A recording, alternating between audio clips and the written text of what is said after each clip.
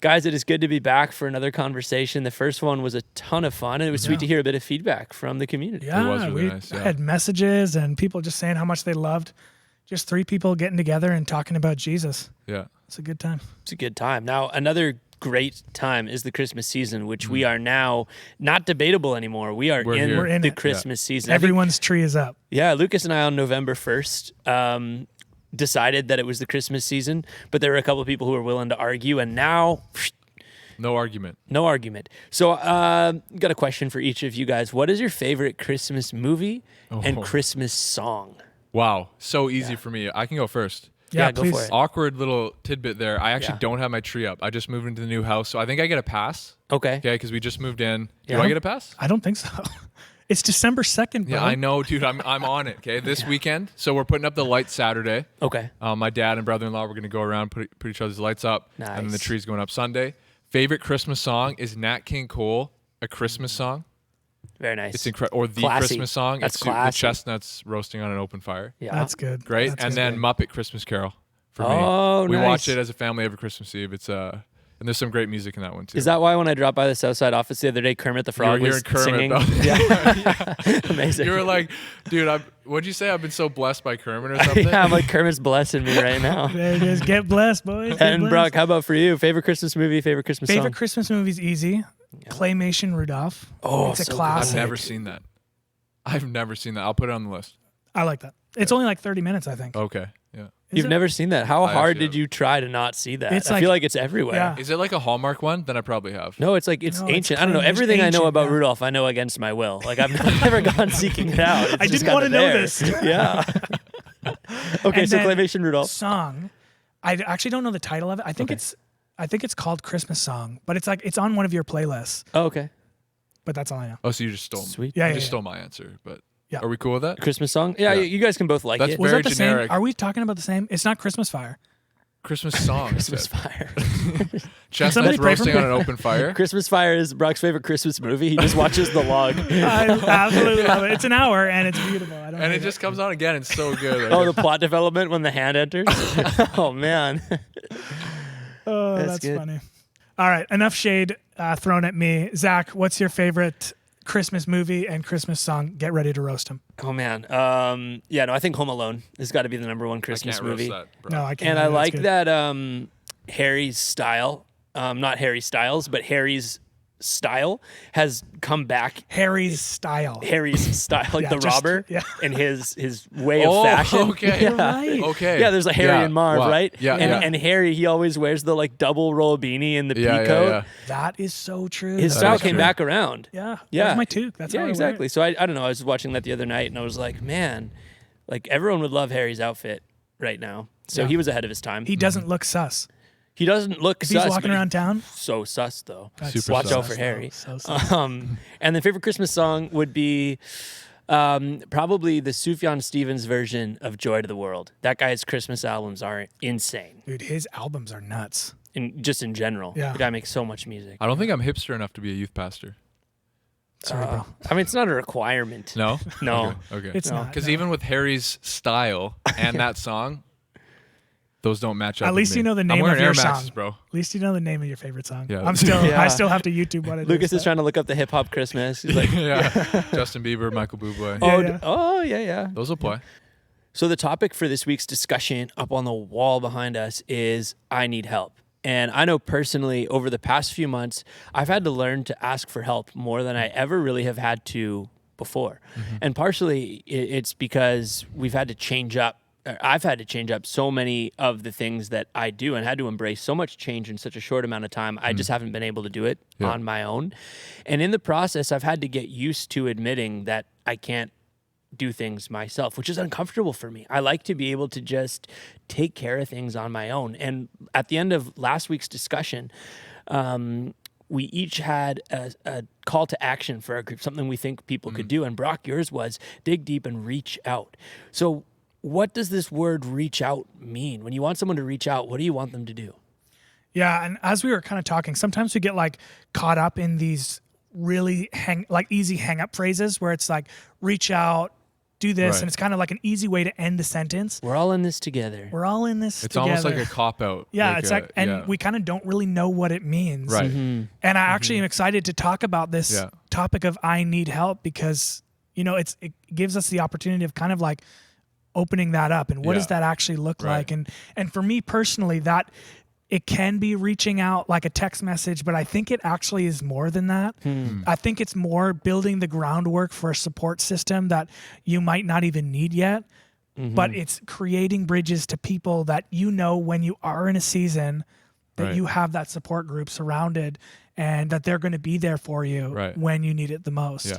So even if things aren't tough now, we can build a community so that when they do get tough, we have those existing Right. relationships. Exactly. And when we talk about this idea of reaching out, I figured there was a couple different types of reaching out that we each have probably participated in or tried at some point. Even on the most simple level, just reaching out to chat, just to have some friendship and some community. And here's a song I think you might like, or, you know, what are you up to lately? And there's sort of the chit-chatting, which even that does require a degree of vulnerability because you're taking a chance. It's always easier to be invited into a conversation Right. than to start one. Yeah. So even that is helpful. And then there's some more, sometimes some conversations that can be even tougher to start, Right. like confession. We get this idea presented to us in the Bible that if there's something going on in your life that's different than what God wants for you, that you can be free from that, and that a part of that is actually saying it out loud to another person Right. and saying, this is what's going on in my life, and it might be different than the side of me that you've seen.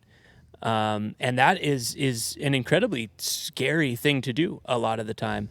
And then another type of reaching out is just asking for assistance. Like, I need a hand, I need help.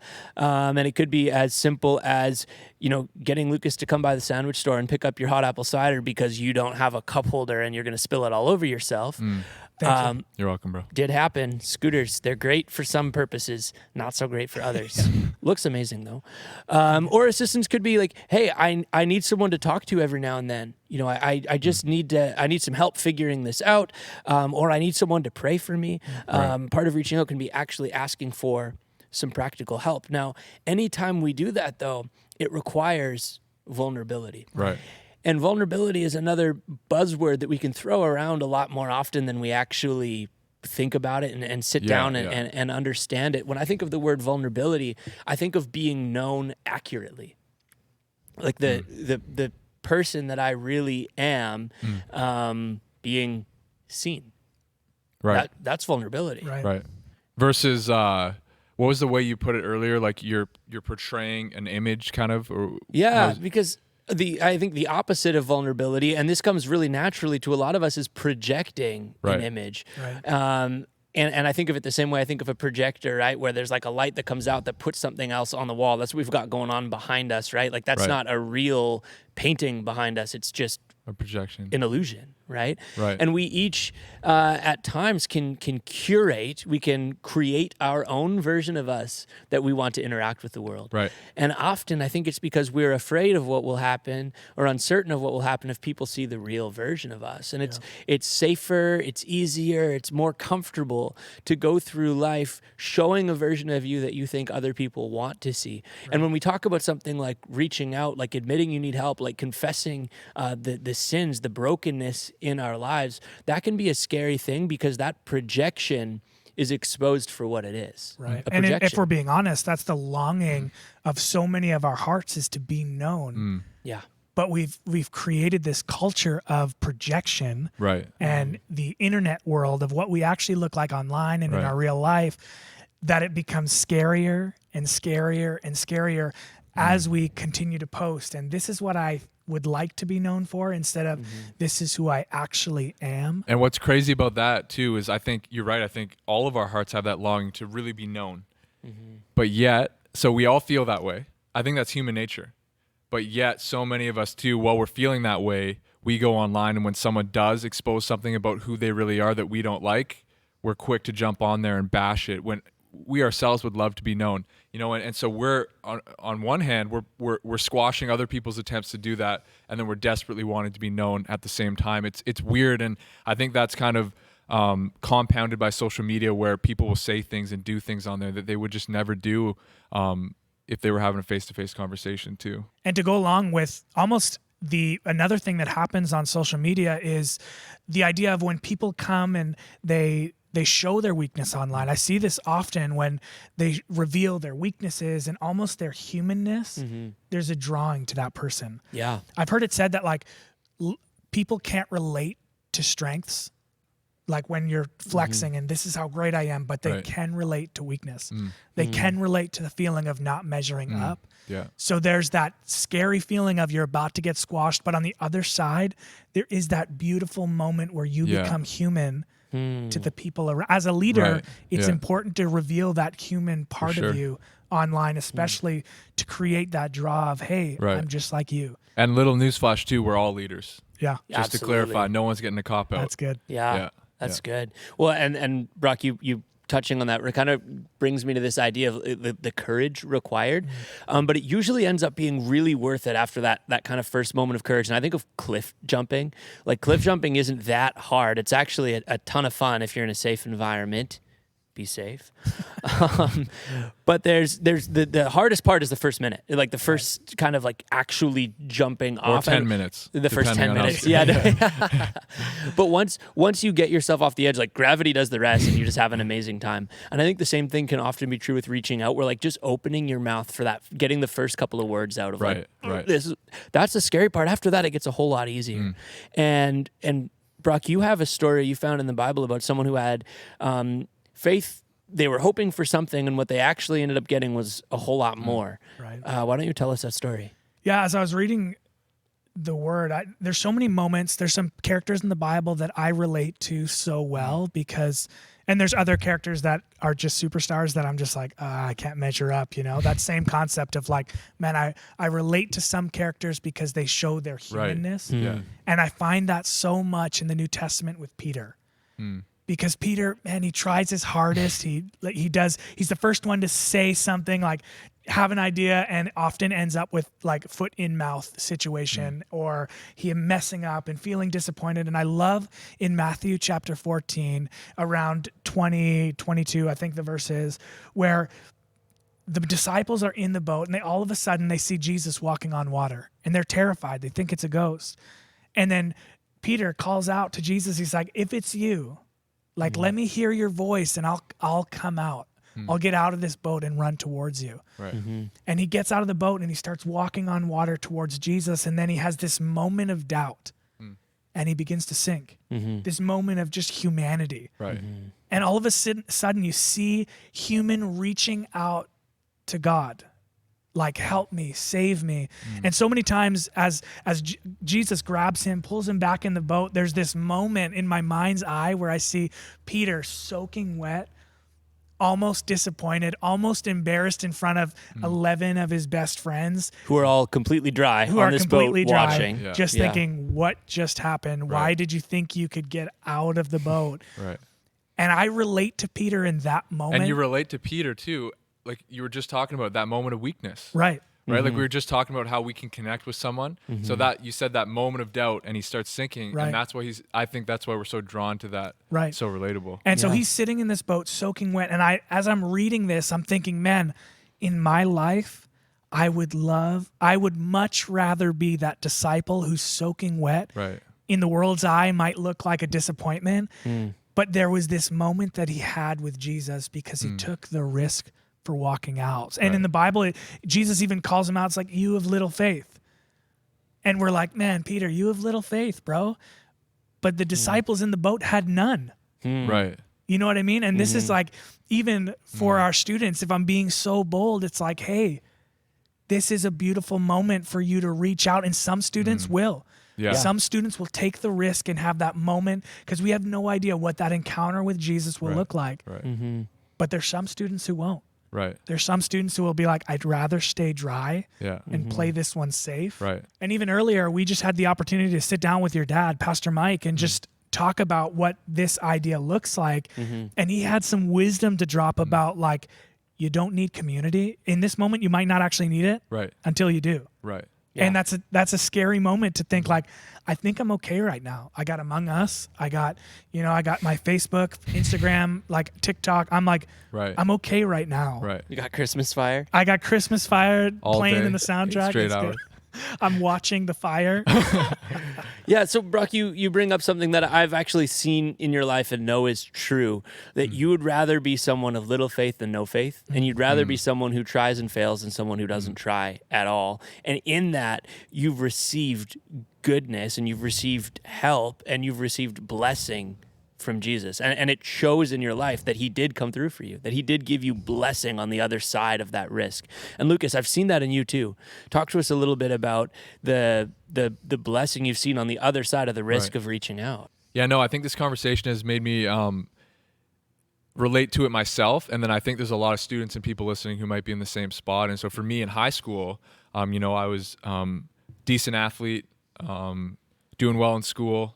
I had enough friends. My family was amazing. I had siblings that loved me, parents that loved me and supported me. I had a great church that loved me. I think I took that church for granted at times, but I really truthfully didn't feel like I needed to reach out. Like, what am I reaching out for? I don't need help. I'm doing well. Right. And I think this would hopefully be something where you guys can see my vulnerability as I talk about this and be able to relate to it for those listening. Years later, you fast forward from 16 years old to 20. And for me, I had a situation where I was kind of in my bed and actually considering, taking my own life 4 years later. Right. And I don't say that lightly. That's a pretty heavy story for me, but it's just remarkable. Like that comment, you don't need community until you do. And if I had put in some work and some effort, earlier when I didn't need it or I thought I didn't need it. Feel like you needed it. Right. Yeah. Maybe that situation would have been a bit different. Maybe I would have had a group of people that I could have said, hey, right now I do really need help and I need you right now. And I don't need you to sympathize with me, but I need you to empathize with me and understand what I'm going through and maybe be able to speak some truth and some love to me. Because you know what? I needed that. I needed community, but I didn't just need someone to listen to me. I needed someone to tell me the truth. Which is from God's word and might have been hard to hear, but that's what I needed.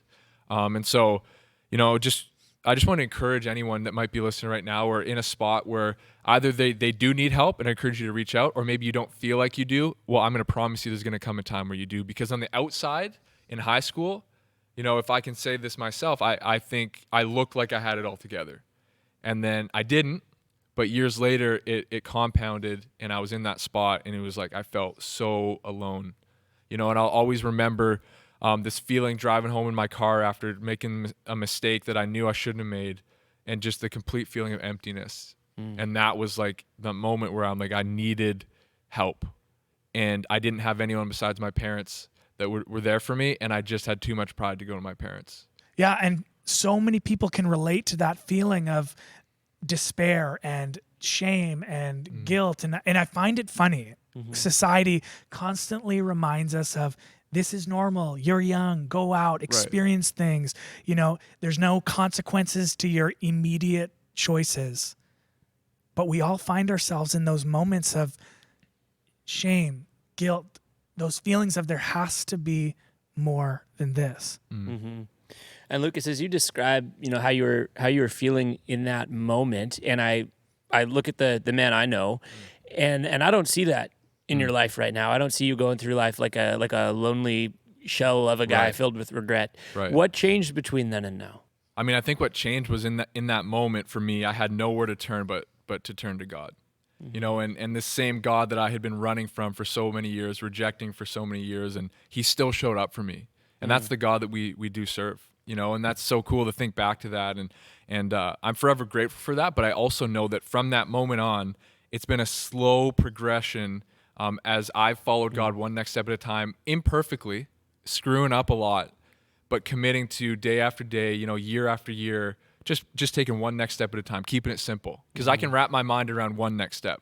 Right? Worry about today. Today has enough troubles of its own, and that's what I've done. Yeah. And what I've seen is that as he's changed me, he's using me to change others and to be a part of their story about them, in those moments reaching out, and I can now be someone who can help. Yeah. And I think that's important to remember in this whole conversation, is that this is probably step one for a lot of people. But I really believe that every single person listening, as I said, everyone is a leader, everyone has influence, everyone is going to be helped by God and by the leaders and people that he's put in their life, and they're being helped so that they can go and help others. Right. I love that. And I'm thinking like, the painful things that you've been through, and people and students and whoever's listening to, if we misunderstand the pain that we've walked through and the disappointments and the hurts, That's so if we're true. not careful, we'll misunderstand what the gospel saves us from. We'll be missing that beautiful piece of the gospel that when we reach out and when we say, I need help, it's revealing of the goodness of God, that in the midst of our place, he's willing to reach out and grab us. Right. Not because we've done anything on our own, not because, you didn't have to start going to Sunday school and like make all these checks before God was like, hey, Lucas, like I'm here for you. I have a plan for you. Right. It was in the midst of that moment. It's like, hey, now look how good this cross was. And Look it's really how good this sacrifice was. Yeah, and it's really similar to the Peter story where like in the midst of the storm, in the midst of the water, Jesus reaches out to him and pulls him out. And in the midst of your darkness, in the midst of your brokenness, Jesus reached out to you and pulled you out. And it was a miracle. It was a good thing for you, but it wasn't just for you. Right. Because I think of the support you've been in my life. And if, Jesus didn't do that for you and restore you to be someone I could lean on, my life would be different. So he did a great thing for you, but it wasn't just for you. Yeah, that's cool. And I think that's true for everyone listening, that Totally. God wants to do beautiful things for you, but not just for you. Yeah. So with that in mind, to wrap up this conversation, if we could give the people listening one practical tip, one thing to try this week, maybe fail at, but just give it a try. What would that be? Brock, what would you encourage someone to do this week? You know what? I was encouraged last night. We had Zoom with some of our youth, and as painful as Zoom can be, as painful as online ministry can be, I'm not the biggest fan. I know that I don't know anyone who loves sitting in a Zoom class. Yeah. But what I am starting to realize is the effort that we're putting in now, the work that we're putting in, as painful as it can be, we're building this community. We're building bridges that we might not need to use yet. Right. But one day they'll be in place so that when we are in need of community, when we are finding ourselves broken, lost, alone, we'll have those put into place that we can use. We can reach out to our friends that we, during this time, because we did the groundwork, we'll have that community. Right. And I'm just going to jump on that. I think, there's no wasted effort. There's no wasted season with God. And that's something I'm believing, even as we're here expecting, students are listening and we're even stepping out and facing, this effort isn't going to be wasted.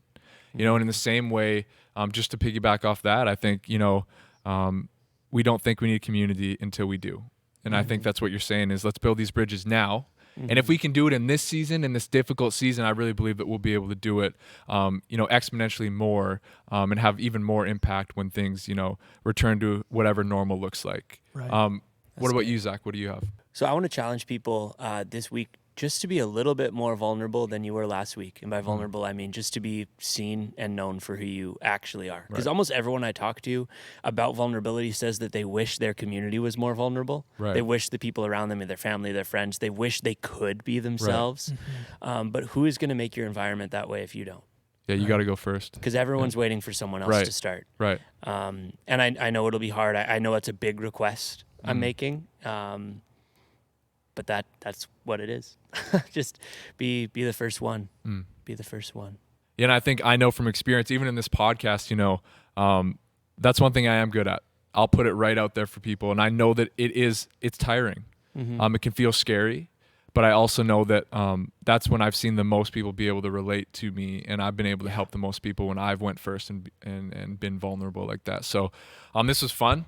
I've really enjoyed, hanging out with you guys and chatting and just the positive feedback we've been getting, and we're so thankful for it. We're going to do one more, I think, of these before the new year, and then hopefully pick it back up again. But we love you guys, and we'll see you back, I think, next week.